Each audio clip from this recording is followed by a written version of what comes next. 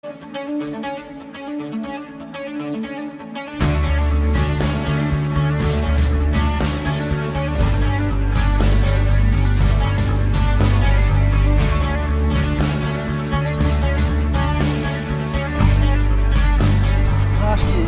here? Aye. Can I ask you what you're studying? I'm studying English Studies and Politics. English Studies and Politics. Do you understand science? Are you interested in science at all? I'm interested in science, yeah. So can I ask you, are you religious at all? No, not really, no. Not religious.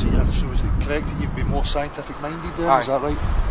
If I says to you that the core of science for me personally is natural science, which is observable, measurable, testable and repeatable, would you agree with that description of the core, the fundamentals of science, and that it should meet that criteria in order for it to be, relevant, as part of the natural world? It has to meet that.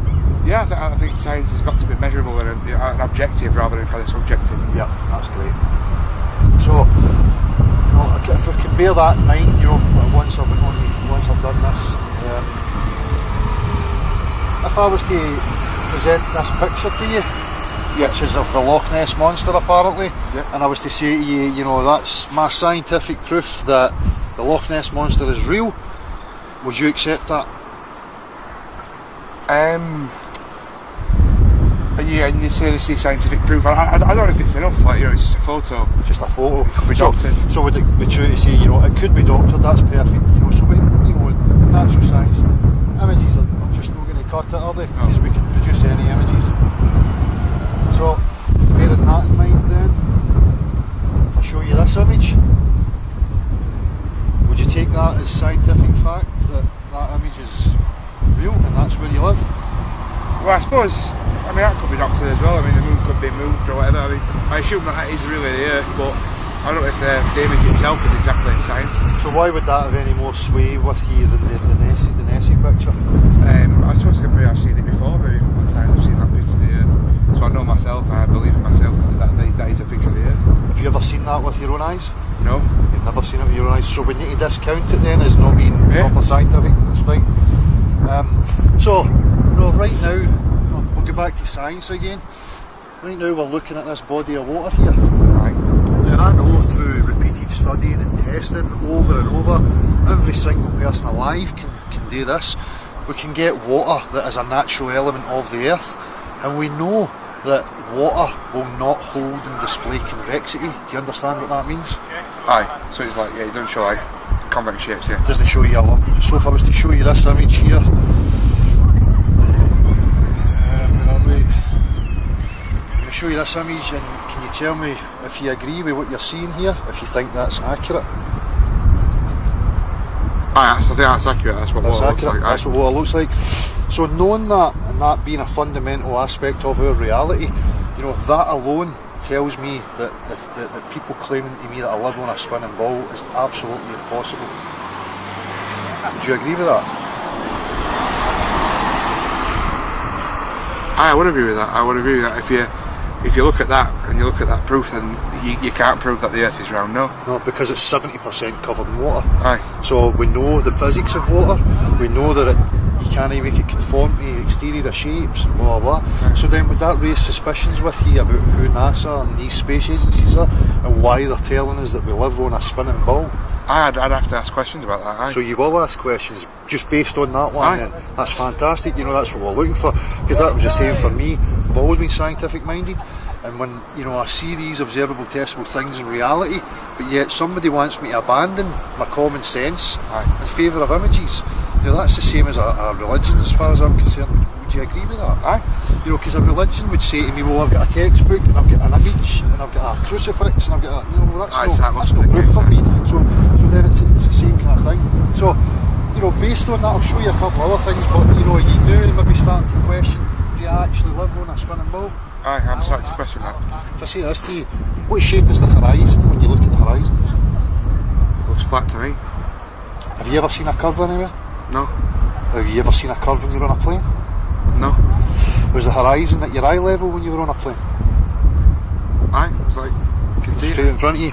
So, when you start to rise above the ball, like on an aeroplane, the horizon, as you can see, if you're here anywhere on the ball, it being at the top, the horizon starts to cut, everything's curving away from the point that you're at, So as you start to rise up, that should start to lower 360 round about you.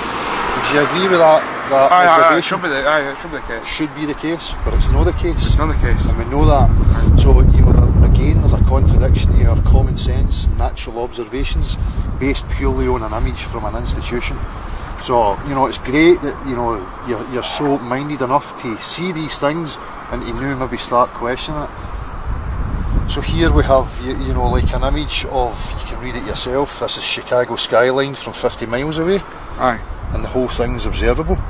Would you agree that if you were on a ball there should be curvature? Aye, there should be curvature there. Do you know that the curvature measurement should be 8 inches per mile squared? I didn't know that, but obviously I do now. So, you know, over 2 miles you should have 32 inches of drop in elevation from one point to the next. So you shouldn't be able to see that at all, really? You shouldn't be able to see that. If we go to Blackpool, then we can see the Isle of Man, 60 miles away from one shore to the other shore, but we can see the other shore on the Isle of Man. And where is the curvature? Where is the curvature? It should be there. Do you agree with that? Now, this image here, if you have a look at that, the one on the left is what NASA tells us Mars looks like, and this is what it looks like through amateur photography and video. Oh. So that's not the same at all as what NASA is telling us it looks like? Have you ever looked at the stars through telescopes or stars? You just believed that what they told you was the way I have it accepted was? it as fact. Yeah. So again, you know, they tell me that they're going in spaceships into the vacuum of space, right? Now for me, I understand a vacuum as being a negative pressure system, and that we live in a positive pressure system. Now again, 100% of the time through observation, testing and repeating, two opposing pressure systems require a solid barrier between them or they will equilibrate.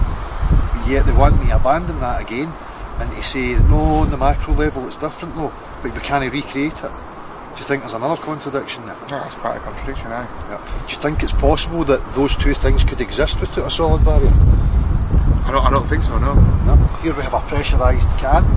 The reason it stays pressurised is because Solid barrier. solid barrier. If I remove the solid barrier, what happens to the gas in there? Out in the air. Equilibrates. Aye. Right? But they want us to abandon these natural observations and think that on a macro level it's different. Although on any other scale, we can't observe, measure, test, repeat. So it's a serious contradiction. You know? Aye. This one here is the Danyang Kunshan Grand Bridge in China, 102 miles long. They do not take into curvature account, nothing. You can see here what the curvature should be based on a ball of 24,000 miles of circumference. I just go straight across. Yep.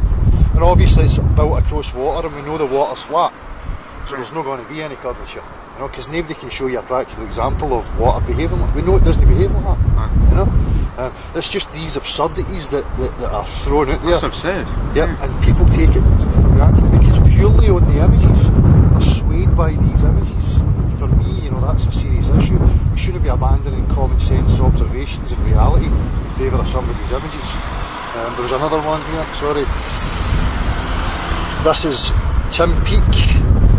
Aye, your man who did the space jump. No, that's true, that's jumping a little bit. See what's going on there? I can't really see the photo. Is that him supposed to be at the space station, right? Yeah. You're going to tell me that he's not at the space station? Well, here, what's this behind him here? Is that a green screen? Yep, well, it's a blue screen. Aye, same principle. That was captured when George Bush Senior was being wheeled through one of the NASA buildings, and on the screen in the background you had Timmy Peake here with a blue screen doing something with a ball or whatever. So it appears to me that they achieved most of these things using wires, trickery, green screens, in order to convince people that they're actually up there flying around in a tin can at 17,500 miles an hour. Are you aware that that's what they claim that it's doing, 17,500 miles per hour? I've heard that before, yeah, I heard about Tim Peake, he came back, didn't he? And they send rockets up that catch up with it and dock, and it's all Star Wars, you know, nothing ever goes wrong, everything's perfect. I mean, to me that's, you know, seriously suspicious, you know, especially when we can't even, you know, advance technology enough here so that there's no suffering, no homelessness, none of that kind of stuff. You know, it just seems like a total absurdity. What was the other one I was going to show you here? So again, I showed you the Mars thing.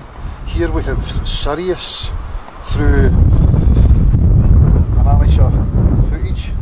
That's all blue and no. Doesn't look like a solid bodied planet, does it?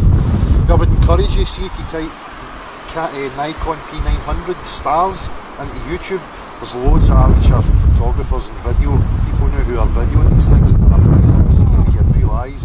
No, they don't look anything like images that these people have shown us. So, how do you feel about this?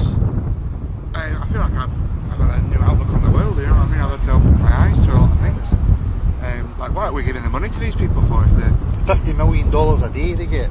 $50 million a day. Works out to 19 billion a year. That's what they get. That's a That could be for homelessness. That could be, you know, there's soldiers and that living on the streets now.